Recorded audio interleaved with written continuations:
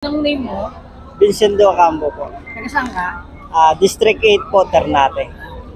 Anong masasabi mo sa ating mahal na Pangulong Bongbong Marcos na nilalapit sa taong bayan ang tulong na pinamamahagi ng ating gobyerno? Una po, maraming salamat po. Nagpapasalamat po kami. Marami pong salamat sa lahat ng tulong. Malaking tulong po yun para po sa mga mangingisda, farmer. Napakalaking tulong na po nun sa amin. Masasabi niyo sa mga tao na nagsasabi po na pinapabayaan daw po ng Pangulo ang mga magsasaka at mag-agrikultura ng bansa? Una po, unang tulong po sa amin po yung pagbibigay ng mga ayuda, lalo na po sa mga kapwa namin, mga bangkero, mga farmer, at yung mapapadali po yung serbisyo, lalo na po sa aming lokal na Ternate District po na District 8 po. Ano pong masasabi niyo sa sinasabi po ng iba na yung Pangulo Yung sa daw po Pangulo noon.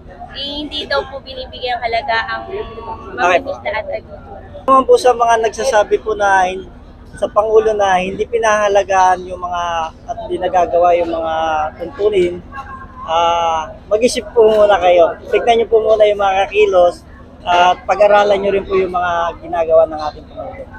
Yun po. Maraming salamat. Thank you po. Thank you. Thank you po. Thank you.